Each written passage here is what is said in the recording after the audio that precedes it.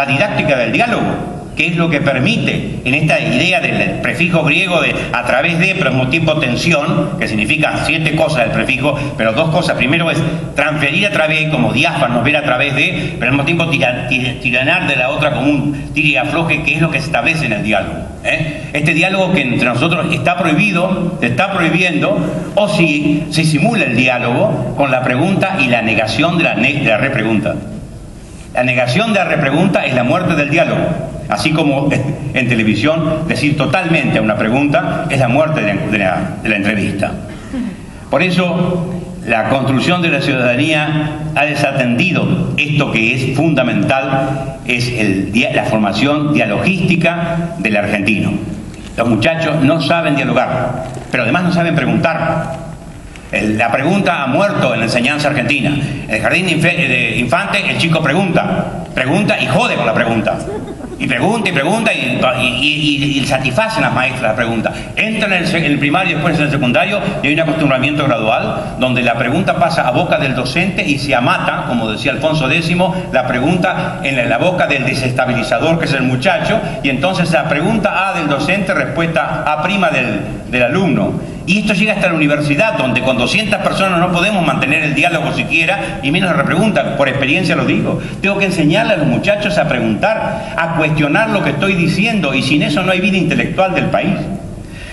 En la cuarta y última, y voy terminando, esto es para esperanzarlos a ustedes, la tendencia anómica. Esta es la más grave, yo creo, de todas, porque frente... ¿Qué es la inexistencia de la ley? No, nosotros tenemos cantidades de leyes, incumplidas por cierto. ¿Qué es la tendencia anómica? La forma de zafar o de incumplir con la ley establecida, considerándola, conociéndola, y la desconsideración del otro al incumplir esa ley. Junto a esto, en el argentino se suma la ineficacia de los gobiernos para hacer cumplir las leyes. Si sumamos uno con otro, tenemos un país de jauja, donde la ley no tiene vigencia. Un texto de Sarmiento, cortito. Arriba la Constitución como tablero, es decir, como conducción de toda la realidad.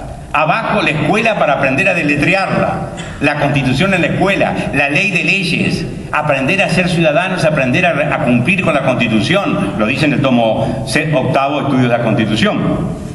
Voy a dar 4 muestras de cómo la anomia es un mal endémico entre nosotros. 1629. Pedro Esteban de Ávila, gobernador de Buenos Aires, termina el gobierno de Buenos Aires y le escribe al rey y le dice: como no hay cosa en aquel puerto, que es el nuestro, tan deseada como quebrantar las órdenes y cédulas reales, ha sido el lance forzoso que el gobernador, que solo trata de observarlas, hubiere de romper con todos. Tuvo que romper con todos los estamentos porteños para poder pervivir como orden del rey, aunque no pudo gobernar. Bien por don Pedro, que se mantuvo por lo menos. Segunda muestra, lo lingüístico. 1935, dice Amado Alonso, uno de los hombres que mejor ha conocido nuestra modalidad lingüística: la característica de Buenos Aires es el relajamiento social de la norma, la profusión sobre todo, la extensión y la impunidad social de las faltas, y un indulto mutuo. Él habla mal, yo hablo mal y nos perdonamos mutuamente. No hay observación. La gente no le teme a señalar que es incorrecto lo que se dice. Y en lo económico, una frasecita de Alberdi, los escritos económicos, me meto en campos que no son míos, pero uno está autorizado a pisar lechugas cuando es inconsciente. La inmoralidad pública, dice Alberdi, es de base económica. La verdadera barbarie, aquella que ubicaba Sarmiento en la campaña, la verdadera barbarie nuestra está en las técnicas y las prácticas puestas en el manejo de la hacienda fiscal. Es decir, que el contrabando, el negocio clandestino, la marginalidad económica y el soborno son todas formas de la anomia que se han instalado desde la colonia. Cuando publicamos el léxico de dinero, que es un tomito pequeño de una colección, La Academia y la Lengua del Pueblo, me sorprendió, yo no lo hice, lo hizo un colega, me sorprendió encontrar 12 sinónimos de coimear.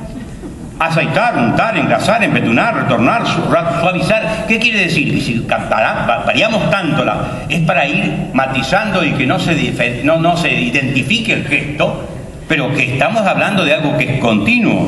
La anomia es un rasgo que yo diría que está en el étimon espiritual de los argentinos y es una actitud vital que perdura a través del tiempo. Estamos en presencia de lo que llamaría Martínez Estrada un invariante. algo que está firmado en el tiempo y en actitudes fundamentales de él. El otro día me decía mi mujer, vamos a ver una película argentina Sin Retorno con Lupi y Leo Esbaraglia. La película no es argentina, le digo. Pero sí, no, Sin Retorno no puede ser argentina. Estos lodos vienen de aquellos polvos. En la colonia comenzó esto. En nuestra etnografía cultural, los 4 elementos que hemos señalado, los invariantes, radican en nuestras actitudes. Hace poco, a propósito de la Pascua, no voy a hacer prédica acá, el cardenal decía, utilizando un término que los clérigos no conocen, el cardenal sí, porque supongo que un cardenal es mucho más que un arzobispo, como decía Voltaire, 2 grados más, ¿cierto? Y un arzobispo más que un obispo. Decía que no tenemos que caer en el pecado de asidia o asedia. Cuando usted recorre la Divina Comedia, hay un momento en que hay una pareja que viene girando en esta especie de torbellino y entonces le dice Dante a este promotor de turismo que es Virgilio, le dice, ¿quiénes son estos? Preguntale, le dice, ¿no? Entonces, ¿ustedes quiénes son? Y contestan esto: tristi fumo nel aire dolce que del sol se alegra. Fuimos tristes en el aire dulce que se alegra del sol. No podemos, pese a lo que vivimos, pese a las circunstancias, pese a donde estamos inmersos, tener actitudes de asidia y menos de atonía.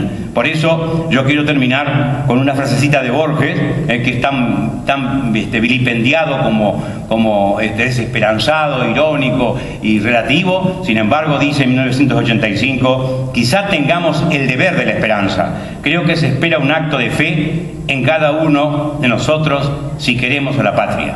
Evitemos el fastidioso fumo que dice Dante. Gracias.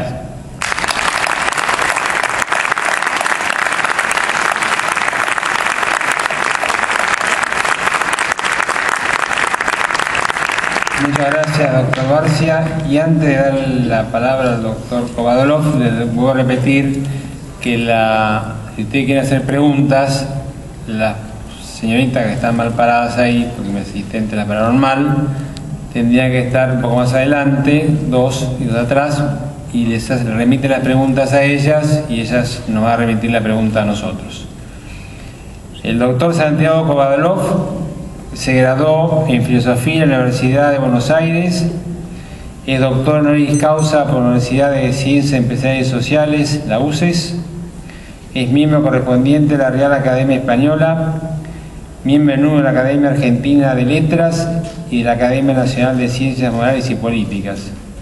Escribe y redacta también en el Diario de la Nación, entre otros cargos importantes que ostenta el doctor, o que tiene el doctor Kovadolov. Doctor Kovadolov. Muchas gracias.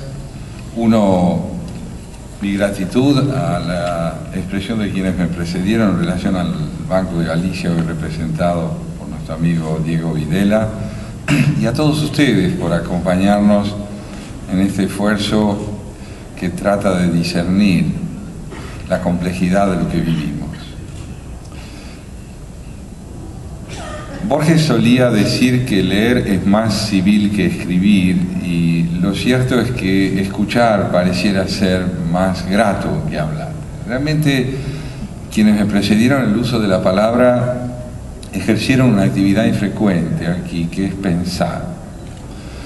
Y lo cierto es que la anemia del pensamiento en nuestra sociedad es muy profunda, quizá por 2 elementos que aparecen en las exposiciones de Gershunov y de Barcia.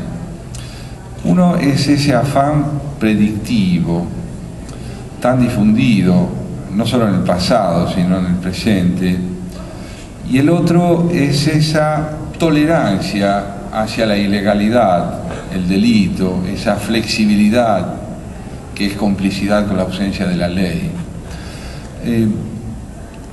En el afán predictivo, tan difundido entonces como veíamos, hay, creo yo, un anhelo, ¿no?, que es escapar de algún modo a lo imprevisible, no resignarse a ese componente de imprevisibilidad que muchas veces contiene el porvenir y que desbarata la ilusión autoritaria de tener un diagnóstico terminal sobre lo que pueda venir.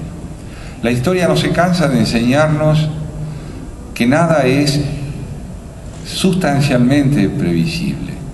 y que un buen pronóstico es, como también decía Gerchunov, un acercamiento conjetural a la índole de las cosas o al curso que las cosas puedan seguir. Pero es evidente que el hombre necesita suplantar con un afán de certeza no probado todo aquello que el porvenir le pueda deparar de incierto. Y ese componente de imprevisibilidad es indispensable tenerlo en cuenta a la hora de elaborar diagnósticos o pronósticos que puedan responder a un conocimiento sin duda importante pero relativo de las cosas. Sartre decía algo que vale la pena recordar aquí: no importa lo que la historia ha hecho del hombre, sino lo que el hombre hace con lo que hicieron de él. Sino lo que el hombre hace con lo que hicieron de él.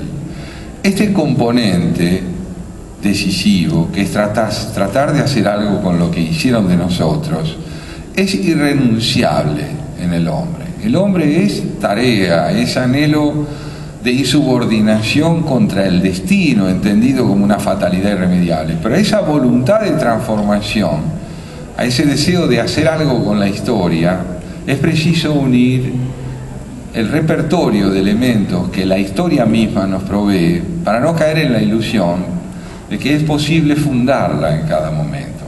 Muchas veces los jóvenes, deseosos de transformar la historia, están más dispuestos a inventarla que a aprender de las lecciones del pasado.